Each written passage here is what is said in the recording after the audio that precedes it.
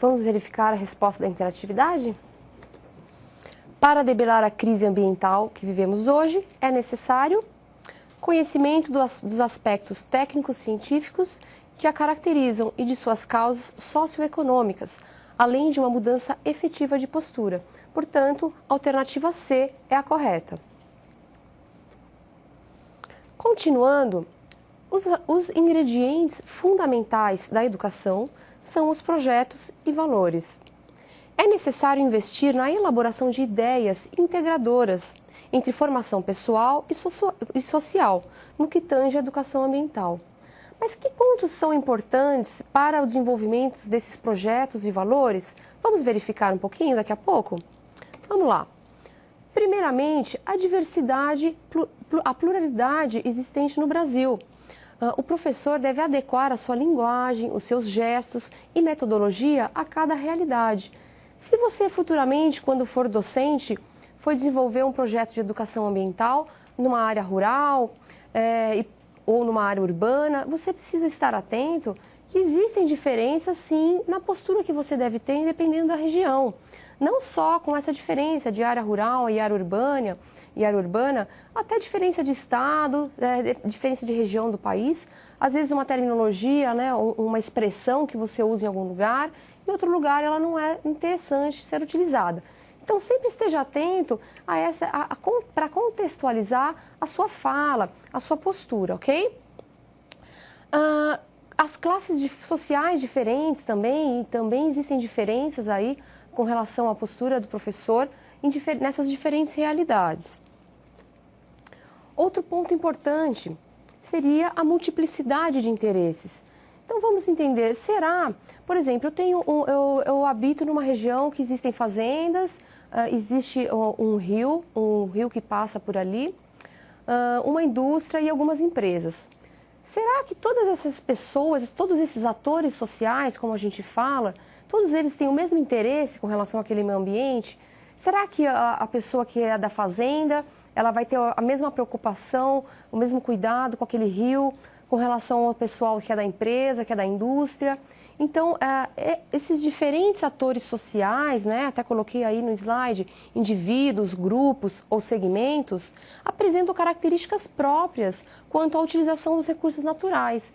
Então, é importante que o professor esteja atento e conheça a realidade, pelo menos de onde ele está inserido. Importante entender aí qual a diferença entre o interesse de cada ator social. Portanto, o trabalho do educador ambiental deve se embasar não só no conhecimento das várias dimensões que caracterizam os problemas ambientais em si, mas também na forma com que os atores sociais envolvidos interagem com o ambiente. Então, essa diferença de interesses que cada ator social vai ter, como que esses interesses vão ser levados nessa situação, vão interagir, né, nessa região, na situação que você estará inserido. Essa abordagem contextualizada, marcada pela releitura da realidade, é uma das principais orientações das propostas pela Conferência Internacional de Tbilisi. Lembra que eu falei para você? Essa conferência aí delineou grande parte dos princípios norteadores da educação ambiental. E ele fala nessa conferência exatamente isso, a necessidade de entender aí como interagem esses atores sociais. O professor que for atuar na educação ambiental precisa estar atento a todas essas questões. O Brasil é marcado por uma grande diversidade cultural, social e econômica. A existência dessa pluralidade de contextos socioambientais leva a um dos grandes objetivos a serem atingidos pela educação ambiental. Vamos verificar qual é? A formação de um novo senso comum que governe as condutas cotidianas e promova a sustentabilidade ambiental e a melhora da qualidade de vida do conjunto da sociedade. Então, o que significa esse novo senso comum? Significa que a gente pensando aí no Brasil, nessa pluralidade, nessa multiplicidade de interesses dos fatores, porém, independente da região e do local, é necessário haver um senso comum com relação à educação ambiental. todos precisam ter determinados valores e conhecimentos para que a gente alcance realmente essa alteração, essa mudança de postura nas pessoas, essa consciência ambiental, buscando aí a sustentabilidade ambiental. Então não se esqueça dessa questão. O novo senso comum é importante e é almejado pela educação ambiental. O PCN estabelece a inclusão das questões ambientais como um tema transversal. O que seriam esses temas transversais? São questões importantes, urgentes e presentes sobre várias formas na vida cotidiana, cujos objetivos e conteúdos devem ser incorporados nas áreas já existentes e no trabalho educativo da escola. Existem diversos temas transversais propostos aí pelo PCN. Um deles é essa questão do meio ambiente. Existem outros, como ética, saúde, orientação sexual, pluralidade cultural, trabalho e consumo. Perceba que esses temas, eles são transversais, ou seja, eles estão relacionados a todas as disciplinas, ok? Isso é importante que você sempre lembre. As propostas pedagógicas em educação ambiental devem propor a conscientização. Então, como falei aí desde da primeira unidade dessa disciplina, a conscientização ambiental local e planetária é almejada aí pela educação ambiental. Capacidade de avaliação, aquele pensamento crítico, né, que o indivíduo vai criando, sempre observando o cotidiano, vendo se aquilo está legal, se aquelas posturas realizadas, né, pelas instituições ou pelas pessoas, sempre ter essa avaliação crítica, isso é muito importante.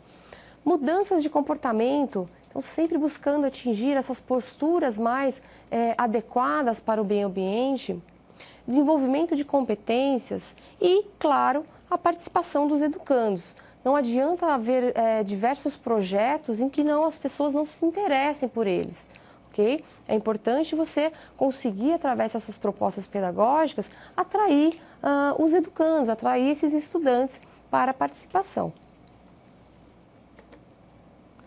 Portanto, a educação formal seria originada de um sistema socialmente sancionado. Transcorre em ambientes educativos específicos. Quando a gente fala da educação formal, estamos falando aí daquela aprendida na escola, que existem avaliações formais, né? Você faz prova, por exemplo, ou algum outro tipo de trabalho, recebe um diploma, um certificado no final do curso. Quando falamos de educação formal, seria isso que estamos mencionando.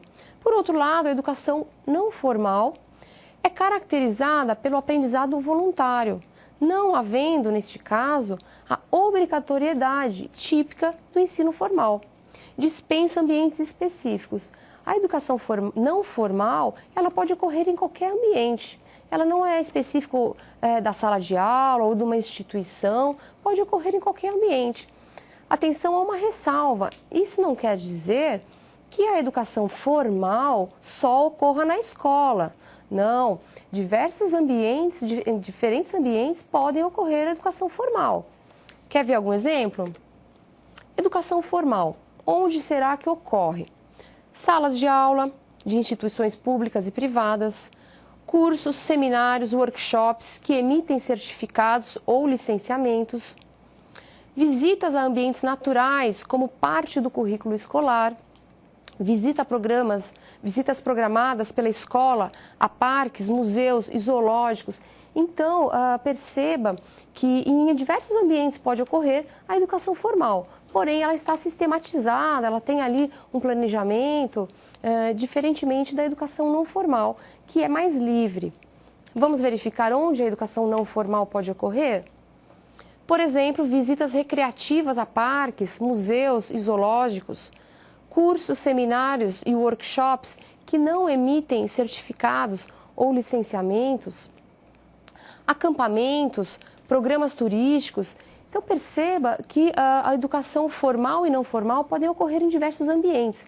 Depende, sim, da forma com que você está abordando esses temas. O museu, por exemplo, pode ser usado tanto para um projeto de educação formal como de educação não formal. As duas formas dá para a gente promover a aprendizagem nesses locais.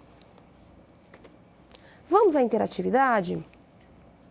Responda a alternativa correta no que se refere à educação ambiental. Alternativa A. Apenas o conhecimento científico sobre o tema já garante a eficiência no processo ensino-aprendizagem. Alternativa B.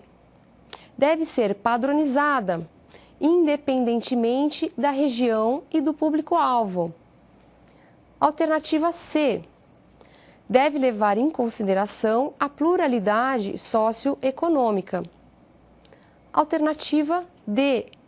Deve oferecer apenas informações sobre o meio ambiente. Alternativa E. Deve estimular a mudança de atitude individual e não coletiva. Então, pense aí direitinho qual dessas alternativas é a correta com relação à educação ambiental. Temos diversas opções, né? Pensa um pouquinho e daqui a pouquinho a gente volta.